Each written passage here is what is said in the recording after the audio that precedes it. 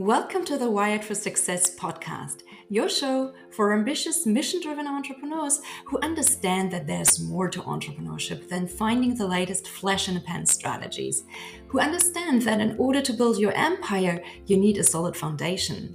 I wholeheartedly believe that entrepreneurship is the biggest self-development journey you can be on, and it's my mission to help you make that journey easier.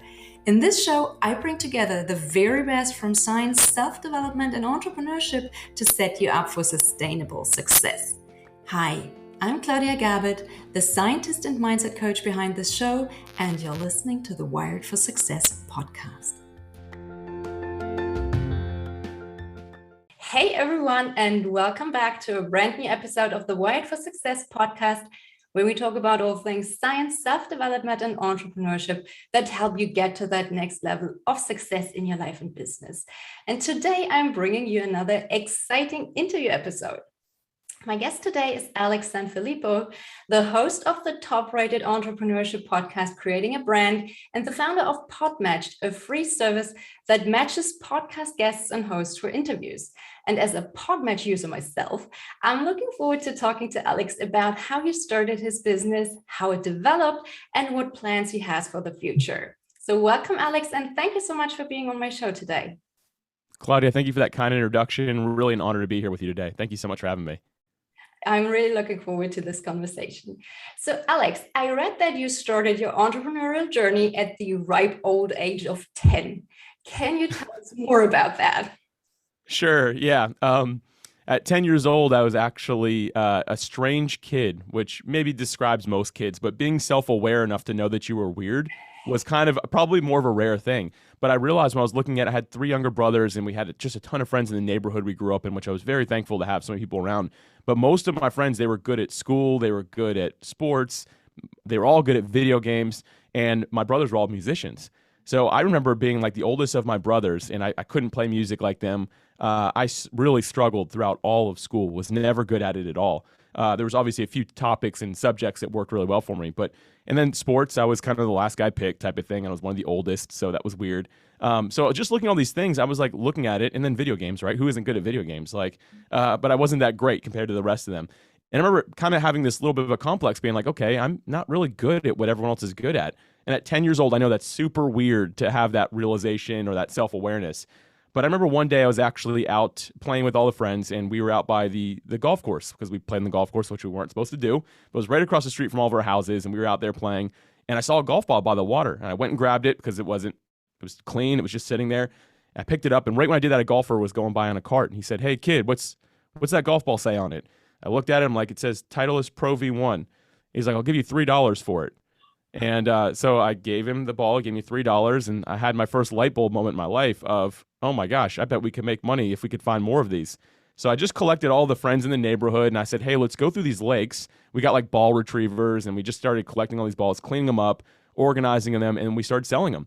And for the first time in my life, I know I was only 10, so it's not like it took me half my life to figure this out, but I figured I was actually good at business. The idea of entrepreneurship, the idea of organizing a team, setting pricing structures, figuring out how to sell these things was something that came very natural to me and that I really enjoyed.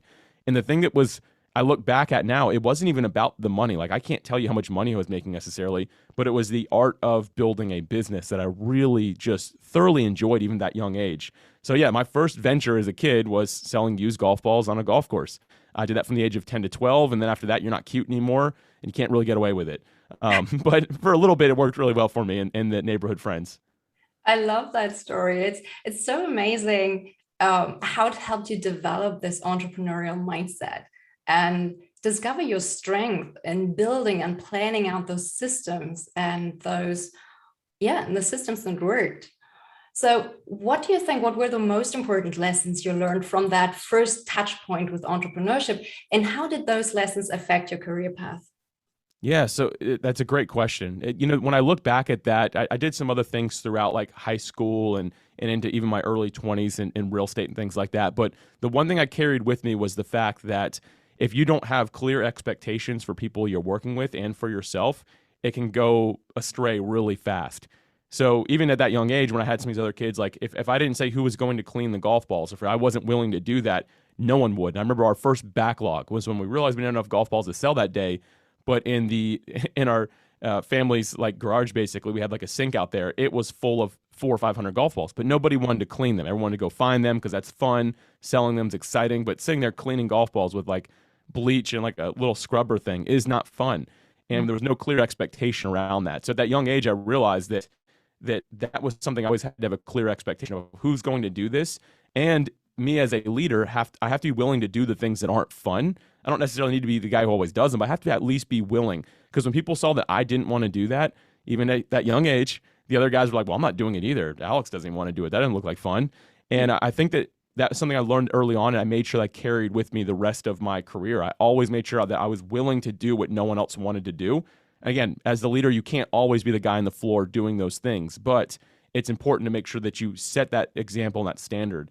And I carry that with me still to this day. I will be the first person to sit down and try to do the most difficult thing that's a new process and make sure that we really iron it out and set some expectation as to who's going to be responsible for it. But I'd say it's one of the main things I learned at that young age. Wow, that's amazing. And you already mentioned it, but you started to do some real estate investing pretty early on in your career too. So how did that work out for you? Not great. It's mostly due to the timing. I became of age during like 2005 is when I could start like doing some investing. And before that, I was actually doing like virtual tours of homes. So I ran a company that was actually doing like the 360-degree tours, which is very common now. Like you go to any of these websites where you can see houses, you can just kind of drag the mouse around and look all around a room, basically. Like we used to design those actual tours and post them to the MLS. And that's what got me passionate about real estate. I just was looking at it all day long because I was overseeing the editing team and the photographers, and just really thought it was cool. So as soon as I turned 18, I got my first investment property, which was a buy and hold, so rental property. And it was something I really wanted to get into. So it was like, I'm going to spin this up and this is going to be my success path for my whole life. And then most people weren't smart enough. Now it's like in hindsight, we should have all seen the crash coming that happened in 2007 and 8, right? 9, those bad years. But I was buying real estate a year before that. So I was like at the height of all of it. And I remember one of my properties, somebody offered me $50,000 more than I bought it for 3 months after I bought it. And I was like, no, that'd be the dumbest thing ever. Why would I sell that? I'm going to hold it for another 5 years and you're going to pay me millions for it. No, I couldn't sell it just a year and a half after that. So that was like a major learning experience, but I really loved like the bit of the sprint that I had in aerospace, or sorry, that's where I went next. In real estate was really a cool thing for me though. Yeah, I love that because we started to do some real estate investing as well. So I totally understand how you can get so excited about a project. So last year we bought an old house, 1947, I think, and then we started to redo it and to create those flats to rent out. And it was such a cool project, just to see what you can make, what you can make, what you can achieve in a year, and how just to create something.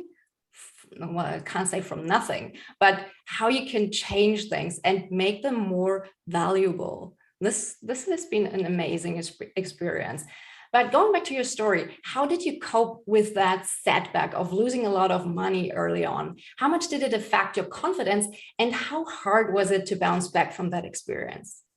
Yeah, this was a difficult season in my life. And as a matter of fact, like I know I'm sounding like really positive and like I'm a nice guy maybe from this podcast episode, but at that point in my life, I was a little bit more arrogant than I probably should have been. I remember, I think I was 20 years old. I was in a dentist's office or something like that. And that's before smartphones were really something. So you just kind of look around and stare at the wall, whatever we did before we had smartphones, right? Well, I saw a magazine sitting there, and I don't know if it was Forbes. I can't recall who it was exactly, but they basically had like the 30 under 30 list that was being featured. And I picked it up and I started looking through that. And at that time, I just devoted to myself that I'm going to be on that 30 under 30 list, and real estate is going to be my vehicle to get there. And so while I was doing all these things, I was very successful for my age. I had a nice sports car. I had the fancy girlfriend and stuff like that who disappeared as soon as the money disappeared, type of thing.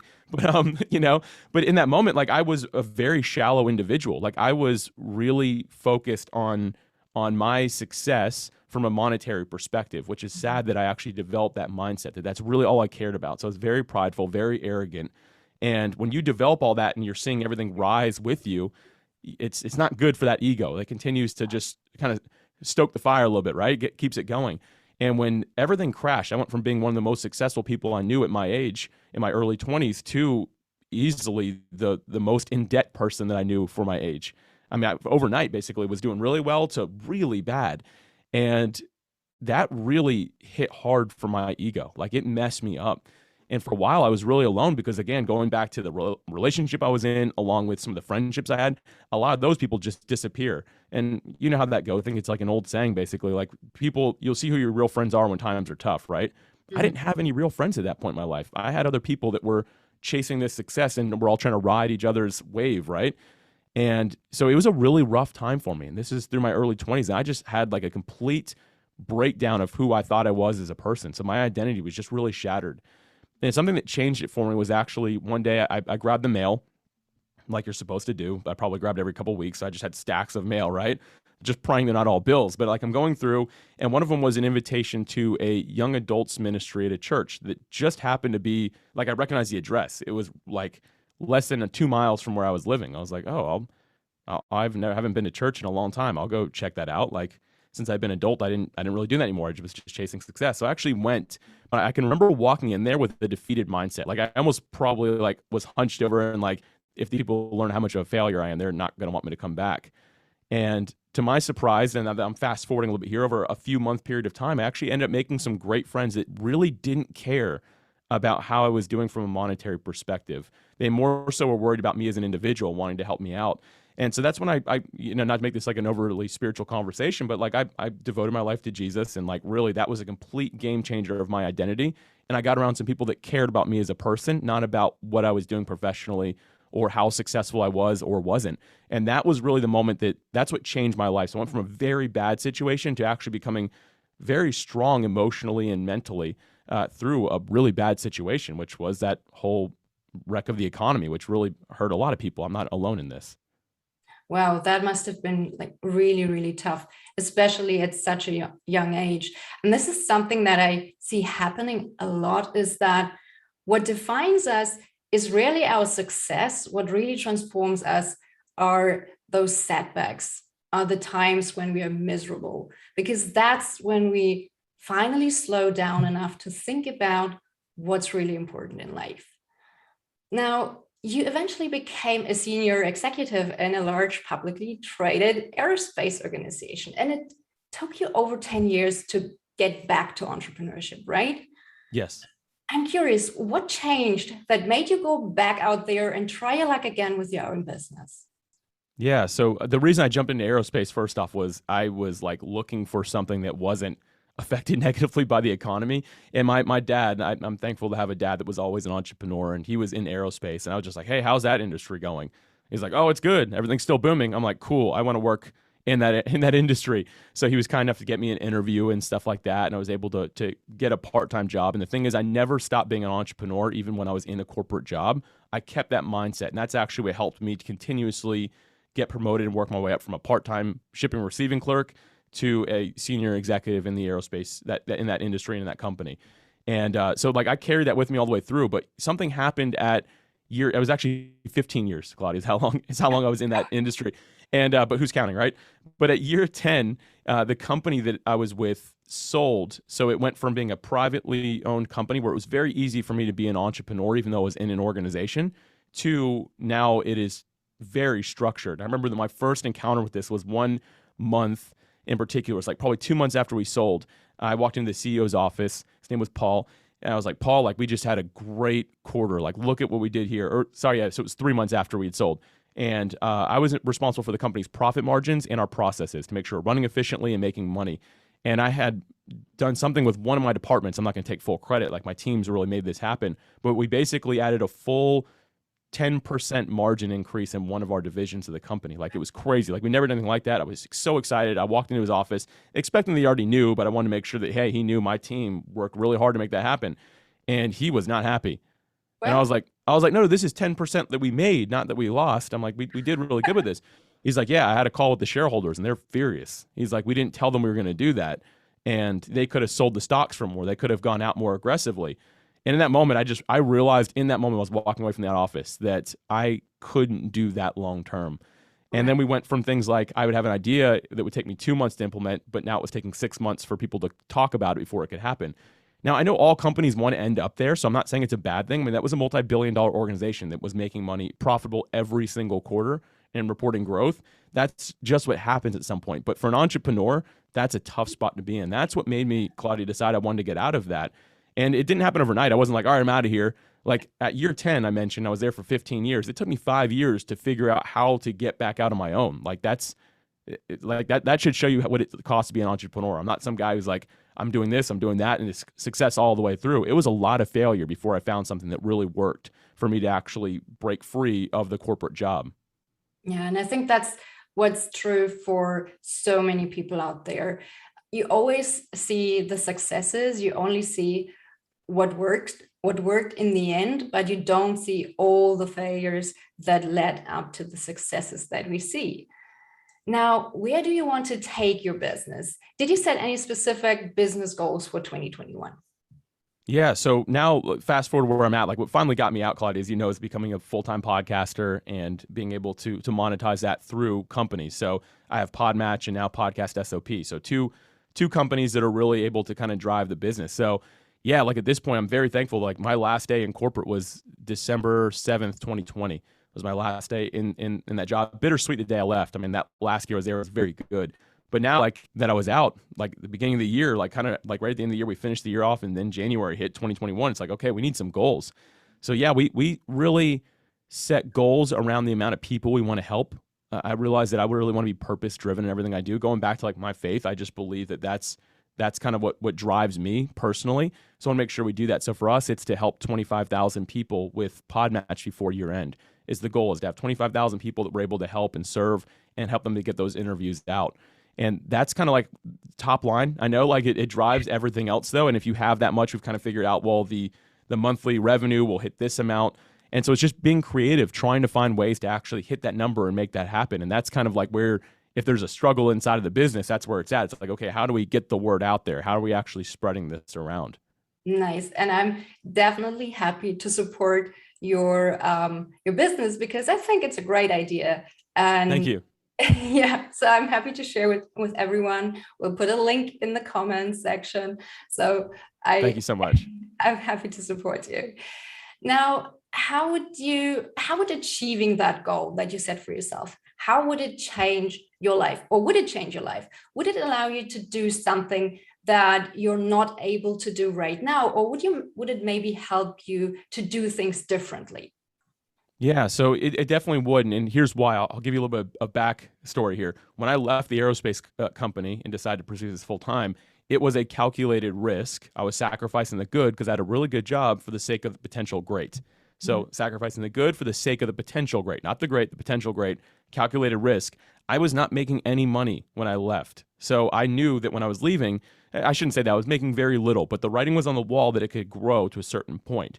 So what basically reaching that 25,000 person mark would do, one, it helped me have the impact that I really believe I'm supposed to have in people's lives. That's, again, first and foremost. But after that, it would allow for enough revenue that it would replace, I guess, quite a bit, times a lot, my previous salary that I was making so that I can continue to live and things like that, right? And my wife and I, we're very we're for the most part like minimalist people. Like we're not like living out of a camper or anything like that, although we have friends that love to do that. We don't need a lot of stuff. We're not people that need to be entertained all the time. Like we kind of have a pretty simple life. So we're not like looking to be making like tens of thousands of dollars a month or anything like that, but we want to be able to live comfortably and to be able to, again, give and serve is really important to us. We love to be able to bless people financially is really important to us. So for me, that's what that goal was at. So I set it basically saying, okay, a year after I leave this company, I'd like to be replacing my salary. And that's been the focus.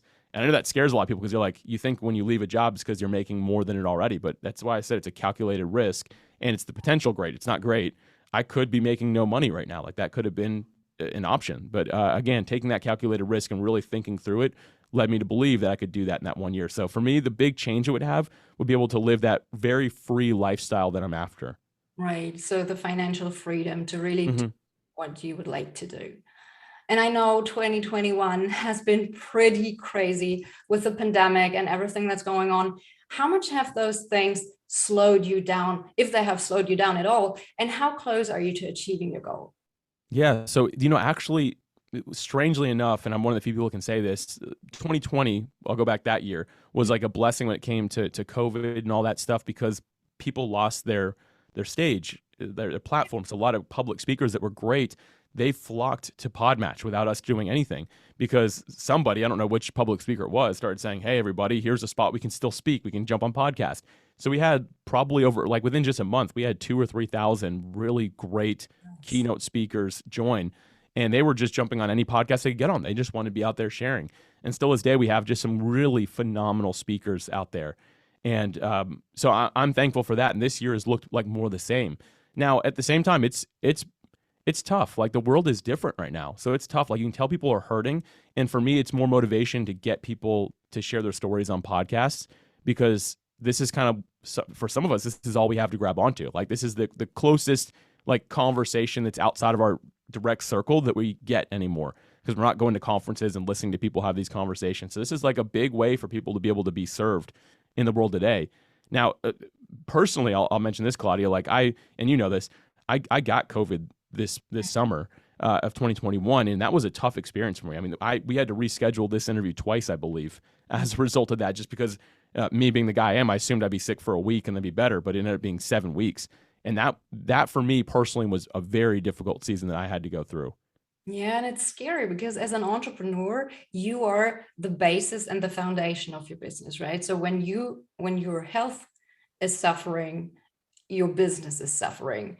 As long as you don't have a team that can, do everything and you can basically step back from your business and everything still runs smoothly, until you get to that point, you really have to be very careful and take good care of your health. Well, you always have to do that, but especially if you want your business to succeed, you need that foundation.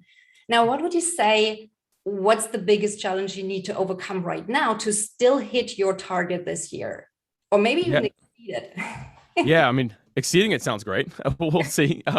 Although I've been told by my wife mostly that I'm like overly ambitious as an entrepreneur. Like I try to be conservative, and I'm still like way beyond conservative. I am working on that. That is an area that I could use some improvement in. But something we were talking about early on was like that issue that I had after the economy wrecked. So it was in real estate, and before I got into aerospace, like I had a rough time that season. That was the first time I ever did any real self-reflection on my life. Like I had nothing. So I was just kind of there, just sitting. And during this, having COVID, I had to put all my calls off, which is the majority of my time. And I had to sit down and really think. Like, so I did more self-reflection at that point. And I've it's been a regular part of my life, but this was the first time it was like, man, this is serious. I have nothing going on. I can just spend hours and days like thinking through my life. And as I did that, I realized that I was actually overly driven by that goal of 25,000 people. So much so that it was at my own personal expense. Right. Not saying that I wouldn't have gotten sick. I mean, it's hard not to sometimes, right? But like I was working way too many hours, way too much because I was chasing, really, I realized that I stopped chasing the 25,000 people. I started chasing the dollar amount that would be to get me to have more like monthly revenue than I had when I was in the aerospace job. Yeah. And so I wasn't hiring people, even though I could afford it. I wasn't building good structures. I was just putting on more work to get there as fast as I can because anything would slow me down from that. But when I had this moment that I knew I had to slow down, I realized there was a lot of things I was doing that I shouldn't be doing anymore. Like we're big enough now that there should be a team of people helping. And that's not me just saying, oh, I don't want to work. It's me realizing that I can't help people the way I want to because I'm trying to do it all. I'm spreading myself too thin. And I'm not really adding the value I want to. I'd be better off being focused and having somebody else. So during that time, we made a decision. We hired people. And it actually will, even when I hit 25,000 people, I won't be making as much money because I'm paying a staff. But I am not just okay with that. I know that it's actually the right move to make. And that was one of the big realizations I had during this time. And so I think I'll still hit the 25,000 people. But for me, it might not be the financial freedom yet. But instead, I'm experiencing a time freedom that most entrepreneurs don't find for a very long time. But I'm very happy to be doing that. And actually, every month, I'm knocking 15 minutes off my workday. So the first Monday of every month, I sit down and I adjust my calendar back 15 minutes. My goal is by January to be working 35 hours per week. And that's where I'd really like to be able to keep it. That's a sweet spot for me. It's enough work that I feel fulfilled for my job, but also I can have a life outside of it. And that's all a realization I had just due to this whole season. So I believe I'll hit that 25,000 person mark. The revenue I'm bringing in myself won't quite be there, but over time, I believe that that will follow as well. But the time freedom has become more valuable to me now. I love that. This is such an important lesson to learn because it shows you that you need this foundation, something that is scalable, because as long as you're the one doing everything, it's not a scalable model. So what do you love most about your current software as a service business model? Is there anything in particular that you love about it? Yeah, there's so many things, Claudia, but I think one of them is just really being able to make a decision, and because it's all software as a service, so like a SaaS business, as you're saying, I'm able to like look at everything from analytical standpoint. Like you can see data on everything. So if we decide to try a new marketing email, I can see like what's happening with that, like who's coming to the platform, what type of person is even bringing from a guest or host standpoint, and I just love that element of it. So like kind of sitting back and watching things happen by little decisions we're making to see like what happens along the way. I'd say that's probably my favorite part. Again, it's funny, I become less and less driven by money, which has been very freeing. Like the less I seem to care about that, the more happy and free I feel. So I really now just like to see, hey, what's actually bringing us great people to the platform? Like what's working? What else can we try? And for me, I'm a strategy guy. So getting to work at that high level and do the strategy side of things and have now teams of people, there's 6 of us running this business now, and having those teams of people be able to kind of actually implement and do those things is just really fun for me. It's exhilarating, and I thoroughly enjoy it. That sounds great. And it seems like SaaS is a very popular business model at the moment. So many people are jumping on board. What would you say, like in general, what are the biggest advantages of that model? But what are also the biggest pitfalls that maybe entrepreneurs are not aware of yet, or that they should be aware of? Yeah. So one of the big advantages is there's no physical anything, right? You're not going to get sued because something that you sold fell on their kid's head and hurt them, right? Like that's not going to happen. There's no physical product. I live very close to an IKEA, and my wife and I were in there the other day. It's funny. We just go for walks, and sometimes it's like super hot. We're in Jacksonville, Florida. We just walk through IKEA. Like, why not? We don't even take a wallet. We're just there to walk through. But I noticed they have all these warnings all over their shelves now because as kids try to climb them, they fall and they get hurt because the shelves fall. So they have to have all these disclaimers. I'm like, thank God I'm not in a product-based business. Like, there's nothing wrong with it. I just don't want that liability. I think that would keep me up at night. There's nothing that keeps me up at night for my business. It's all software. So if your internet goes down, like call Comcast or whoever you have where you're at, right? Like call your provider. So for me, like I really like the fact that I'm able to serve people without having a physical product. It's just something that's for me a big joy. So coming from aerospace where there's a physical product that could knock a plane out of the sky was scary. So big difference for me. Some of the pitfalls I see that people fall into, and I'll mention a number of these. And Claudia, you can just cut me off, or you can just go through these things one at a time. I don't want to over talk here, but there are a lot of them. Wow. The very first one I noticed that I'll mention is lack of documentation. Because there's no physical product, it's not like building a Lego set where there's instructions, right? It's just a process people do online. So we think that we can take the shortcut of not documenting what we're doing from day one. And as a matter of fact, that's something I had to tell my early on team. Like when we started, there was 3 of us, and I told them we have to document everything we do. And what that means is, hey, write up the procedure. Even if it's as simple as sending an email, write up the procedure. Let's put it in this actual guiding document. And from day one, they're like, oh my gosh, Alex, like, why am I writing all this down? It takes me extra 10 minutes.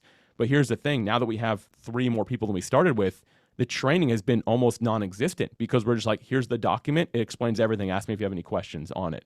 Instead of being like, oh, I got to teach this person for 2 weeks now, there's documentation behind it. And people skip that from day one. And what happens if you do that is your company hits a point of growth where you get stuck working in the business instead of on the business, because now your full-time job is to explain how it all works. But if day one you have the simple discipline of saying, I'm going to build this out for people, you will be more free in the future. Yeah. I've seen that a lot. Yeah, it's very common. Another one that I'll mention in SaaS specifically, and this was one that was really tough for me. By nature, I love to write. I've written most of my adult life. I just enjoy it. Ever since that first time, like I was talking about earlier, like reflecting, I started writing and realized how much I enjoyed it when it wasn't getting graded. So I've always just written, and I'm decent at it. So when we first launched the program, I had detailed explanations on the software for what things did. Now I say detailed would be like a paragraph that would explain like this button's going to do this. And it was really good instructions, very good. Like, I'm not trying to be conceited or anything like that, but I did a really good job. There was no way to misunderstand what these buttons did. Every day we were getting emails from people misclicking buttons and using things wrong, and it was irreversible, some of the things. And I'm like, why? All the words are there. And what I learned with software and the way that people's minds have been conditioned online now is to click as fast as they can without reading anything. So this was tough for me. We don't use full sentences on there. We'll use like very weird ways to actually put words together. And we tested this again, going back to the strategic side, A/B testing. I said, I would write something. I said, this button does X, Y, Z, and people would click it and they'd be like, why did it do that? And be like, that's what it says it did. It was 8 words long. It was too long. So I said, this button closes, this button closes this. That's all I would say on it. And then we had like a 90% increase in people using it correctly, from just knocking down from 8 words to like 5 words. So my recommendation to anyone in SaaS, anything in software, is use as few words as you possibly can. Even if they don't make sense, people will put it together themselves, but people are going to click as fast as they can, and they will break stuff if they have to read things. So do not rely on people's ability to read. They're not going to do it. Not that people can't. They're smart. Software has just conditioned us to click as fast as we can and expect a response. And that's a habit that we've built in our brains that's dropping dopamine. So to slow down and read is actually something that the human mind is not conditioned to do any longer. So that's my biggest lesson learned. It's been the most difficult for me. I'm always learning to condense the words down, but the better I get at that, the more accurate our software seems to be used. This is so interesting to see the human mind at work, if you want, and to test different things and to see what works and what doesn't work. This always fascinates me. So for our listeners out there who might be contemplating building their own SaaS business, but don't know how to get started, what are some ways to begin growing the business organically? Yeah, so the first thing you want to do is you need to make sure that you started on the right foot. So just having an idea doesn't always work. What I recommend doing is finding an area that you're passionate about, even if it's not your primary passion, but something that you really are excited about.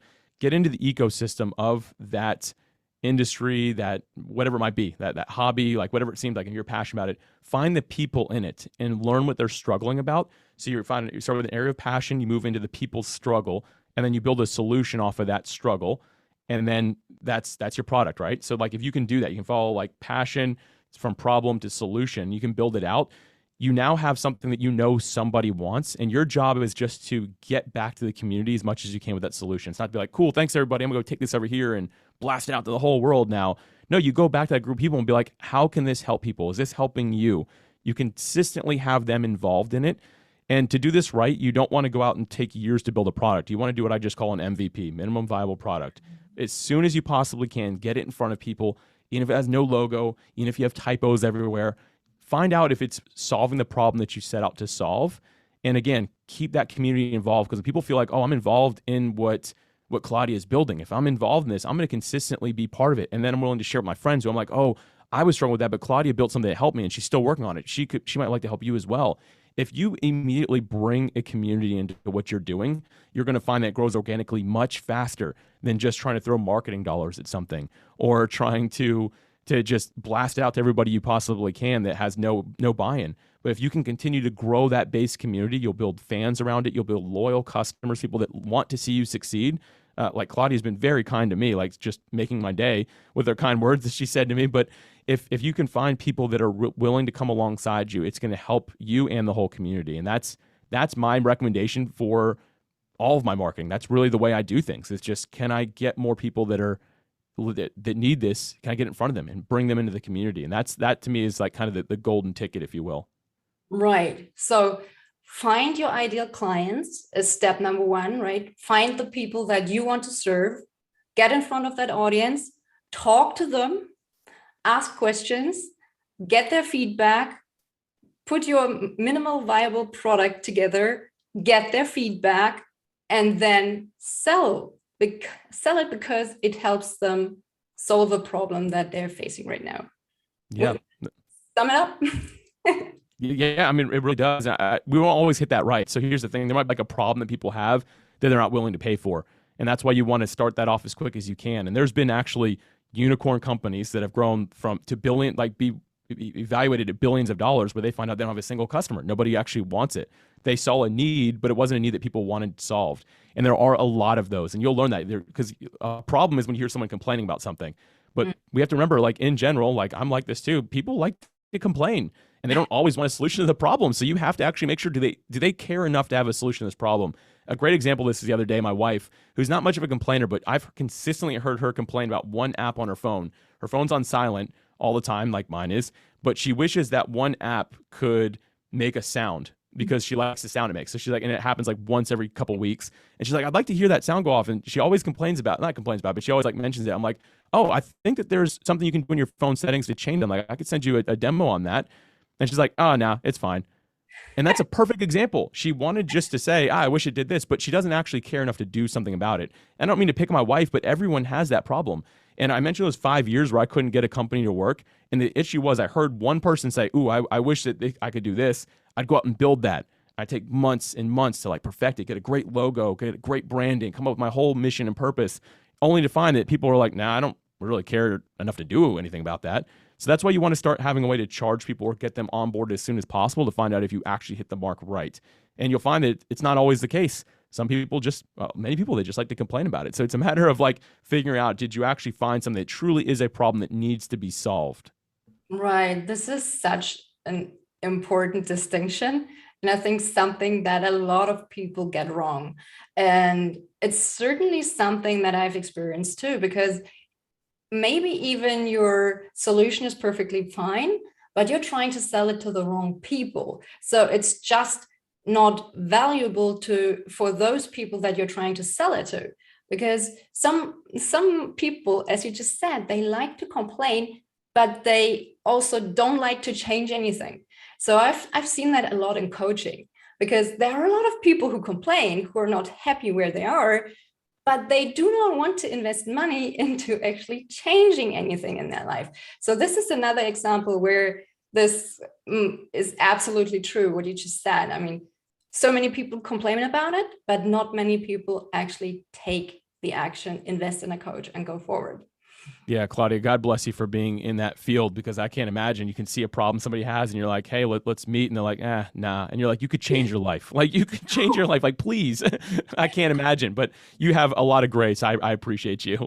And sometimes it's really frustrating because you think, I know exactly what you're going through. I can help you. I know I can, but I can't do it for you. I need you to be on board. I need you to do the work. I know that it works, but I need you to do the work. I can't do it for you. And that's, well, some people do, some people don't. And you have an important distinction there, is the fact that you're in your business, you're able to tell pretty quick because people need to pay up front, right? Like I assume that they need to do that. So let's all listen to Claudia here. Like take that into whatever you're doing as well. Like early on, is before you maybe even start building anything, just ask people like, hey, is this enough of a problem that you would pay for like a solution if it did this and fixed it? And you'll find out pretty quick. People are like, nah, or yeah. And if people are saying yeah, then you try to build out as quick as you can, and then you'll know who's telling the truth and who's lying when you send them a bill, right? Or you send them a place to fill out their credit card. With our new product, PodcastSOP, we have a 14-day trial that's free that requires no credit card. And out of the 200 people we have right now in the soft launch, almost every single one has been like, this is incredible. And my business partner who helped me build the software, he's like, dude, this is like great feedback. I'm like, the feedback doesn't really matter. When the paywall hits and says to keep on using this, putting your credit card information, I'm like, we'll find out who's just blowing smoke and who's for real. And like, because you don't know that before that. So it's important to make sure that you do that early on to save yourself a lot of pain. Don't become one of these billion-dollar unicorn companies that doesn't have a single customer and is stuck trying to pay investors back. Make sure that you've done your time beforehand. And I think, Claudia, your example is just a perfect example of how you can do that. Yeah. And I mean, also when you get on calls, like you do market research calls, you talk to those people, a lot of them will still say they will pay or they would pay for a service. But then when you actually talk about working together, they will say, oh, maybe this is not the right time, or they will have all sorts of different excuses not to do it. So a lot of people will still say, yeah, this is a good solution. It would be a good investment, but they will not go through with it. So you can never be 100% sure when you do your market research. But I think what you said is so important, to just still talk to those people, see if you can somehow maybe get the foot in the door by having something like a small offer to get them to become a customer. Like this Mm-hmm. very first action step where this is more about themselves trust, or about them trusting themselves enough. I think it's not necessarily that they don't trust your solution. It's about them not trusting themselves to have success with your solution. And this is a very important aspect of it, I think. Yeah, what you're talking about there is just that's so much wisdom right there, because I think that many of us we beat ourselves up as entrepreneurs and business owners when we think that, like, oh man, no one wants this. But at the end of the day, it's usually not us. It's usually somebody else who just maybe has an issue with commitment, or they're not even sure what they need or what they want. So we should never beat ourselves up. The important thing is figuring out, are we positioning this in the way that somebody is going to take action, and is it going to serve them? Like, we can't just be in this and any business to make money. Like, that's all great, and I think it's a byproduct. There's something I write down in my journal every day. I've got it right next to me. And I say, Alex Sanfilippo seeks to be a person of value, not a person of profit. So I need to lead with that value. And I think all of us, if we have that mindset of, like, I'm not just trying to make money from people, I'm trying to help. And if they're not interested in my help, then I'm not quite positioning this properly, or it's just, like you're saying, Claudia, not the right demographic. I might be in the wrong business. And you need to really think through that. But I think what you're sharing there is just extremely wise. And I hope the listeners really, really gain from what you just shared. Thank you. I hope they will. So I know a lot of entrepreneurs, especially in the early phases of building their business, they are completely overwhelmed, they are super busy, and they are super stressed out. Now, what does your typical day look like, and how do you balance your work and personal life? Yeah, so I used to be exactly what you just described. Like, every day I wake up and be like, I know I've got 100 emails waiting for me, or like, I know I've got all this work that has to be done. And to be transparent, that's okay to an extent. It shows that you're serious about what you're doing. But like December 8th, a day after I left my full-time job I had for 15 years, I was now making $0 as far as that revenue stream of mine was concerned. So it was like a grind. Like, from that day, I was like, I need to get back to that point. And as I mentioned, it consumed me too much. So I was, for a while, that overwhelmed, stressed out entrepreneur. And something that really helped me, like, I knew better than to be like that, but I'd never been in that position of making no money and knowing that I need to at some point if I want to continue to eat.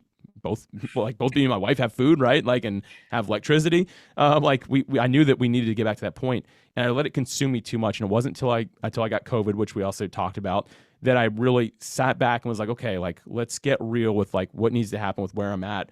So for me, I built in some really good habits and routines and rituals, but I really knew that I needed to improve those as well. So for me, the first 2 hours of my day, every single day, are spent on what I just call my morning routine. It's a 2-hour routine, and it starts with simple things like stretching, breathing, obviously getting dressed, and my hygiene, all that stuff, right, is involved. But then I also sit down and I actually go through it's Dr. Caroline Leaf's program. It's called the Neurocycle. And it's just something that you go through where you pick like a topic, and for 65 days, you go through that topic every day. And there's a few set questions on how you just kind of dive into it. It's for like your overall mental health and just improving it over time. It's been very effective for me. So I'll just drive into something like, I think I have an issue in this area. Like, I've had some pride issues throughout my life, my early 20s especially. Like, well, let me dive into where that came from. Like, when did that begin? And it helps you get into the bottom of this thing so you can like regroove your mind to just be more sharp and to get through those things. So I spend time doing that. I always come up with creative ideas. Every morning I spend 2 to just 15 minutes. I write down random creative ideas, anything I can think of. If something inspired me the day before, I'll usually write about that and come up with some sort of business. And I go same framework. I start with passion. I start with the community, and I find a problem they have and then offer a solution. And I write that down every day. That simple practice has made me so much smarter as an entrepreneur. It's rare that I walk into a situation where I can't come up with some idea. Now, not that it's a money-making idea, but like, it's an idea nonetheless. And most people are just like, oh, that sucks. And they just walk off, Like, for me, I'm like, ooh, what if you did this? Yeah. And people are always like, man, Alex, you've always got really cool ideas. And it's that simple practice of that muscle I'm developing in the morning.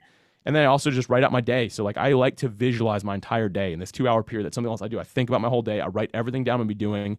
I pick my top 3 things that need to be done in that day. So like the 3 things that, if nothing else gets done, what are these 3 things that are gonna drive me and my business forward? And the last thing I do is, like, I've referenced, like, me being a Christian follower of Jesus. Like, I spend time reading the Bible and doing some meditation, things like that. And then from then, like, I jump into my day. But that's kind of how I started off. And if I can start my day off right like that, then I'm set up for a win the entire day. I love that. And my morning routine is pretty similar. So I'm not doing exactly the same things, but I'm doing a lot of the same things like exercise. And it's not just the physical exercise, it's the mental exercise as well, like the meditation and really thinking of visualizing what you want to achieve and these kind of things. And also the strategic things like structuring your day, structuring your week in a certain way so that you can achieve your goals that you set for yourself. And this really reminds me about a quote that I love, which is, we first make our habits and then our habits make us. Because this is so true. And when you look at it from a neuroscience perspective, this is exactly what happens. So we first create those neuronal pathways associated with a new habit. And once we've created them, the new behavior runs on autopilot and it affects all the results we see in our lives. So if it's a supportive habit, like meditation or exercise, for instance, then we will see the positive results of that habit and we will stay fit and healthy. If it's an unsupportive habit, on the other hand, say drinking too much alcohol, then we will go down a very different path, right? Now, what do you think, apart from the ones that you already mentioned, what are some of the main habits that every entrepreneur should develop in order to become successful? Yeah, it's a great question. I'm glad you asked that. I mean, something that will go right along with what I said is like what not to do. So for me, especially like 2020 was like an election year in the United States, which is like tensions high across the United States. And I unfortunately dove into that. So in my morning, instead of spending those 2 hours in the morning the way I do, which is, by the way, no tech, like I'm not using my phone, not on my computer, my TV's not on, like none of that is happening. And that, again, sets me up for a very positive win throughout the day. It's to avoid those things is what I want to get at here for everybody, is make sure that you're not first checking your Twitter feed or turning on the news or checking your email first thing in the morning, like right when you wake up. Doing those things sets you off on a very negative foot or on one that just feels like I have to be busy. And by doing that, you're setting a bad tone for yourself throughout the day. And it might not feel like it. You might feel like you're even being productive, but mentally, deep down, it's actually doing something very negative in you, and that will follow you throughout the entire day. So it's starting it off in a way that you control it.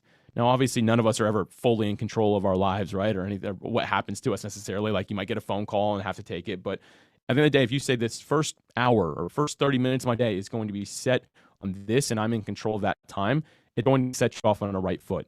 So really, it's not only it matters what you do, it's what you don't do that's really going to make a difference. So I would encourage everybody to make sure that you're very careful with what inputs you're allowing in, what influences you're allowing in, especially in the morning, but also throughout your entire day. Be careful with that stuff. Like if you already have a stressful job, don't watch news that's even more stressful. Like that compounds, and that is not healthy for anybody. Like you've got to learn to avoid that stuff. And in all honesty, like you can't do anything about it. Now, if for some reason you have a job that can impact, then yes, be involved in it. But for me, helping podcasters get interviews, I can't do anything about the political unrest that's happening or like the civil unrest, like the things that are happening around me. So I do my best to disconnect from it. And now if somebody comes to me and says they need help, I'm going to be there to love that individual, but I'm not going to necessarily know all the details of what's going on. And that's okay. Yeah, we really have to be careful to curate the things that we expose ourselves to, because they all prime our brains. If we're not always consciously aware of that, but they do. They influence our mood, they influence our decisions. So it's really important to be careful about that. Now, thank you so much for sharing. And where can our listeners find you if they wanted to connect with you? Yeah, thanks for that, Claudia. First off, I love what you're doing here. I think you're a phenomenal podcast host. And I was listening to one of your episodes earlier today. It's episode 55 with Scott Miller, who's a personal friend of mine. But it's funny, I've known him for years, but I learned stuff about him by listening to you interview him. And I've interviewed him twice, and we've had plenty. Actually, my very next call after this was with him. And I learned stuff about him through your interview. Like you do a phenomenal job of the show. And I encourage everyone, go back and listen to that episode because it is powerful. So episode 55, Scott Miller, Wired for Success podcast with Claudia. So anyway, that's my big recommendation. If you are interested in me, everything I do is at creatingabrand.com. You can find links to PodMatch, to PodcastSOP, ways to contact me personally. My podcast is there. And again, I'm really just honored to have been here, though. Thank you so much for having me, Claudia. Thank you so much for the shout out. And of course. For sharing all those tips and insights. I really enjoyed our conversation. So take care and talk to you soon. Bye.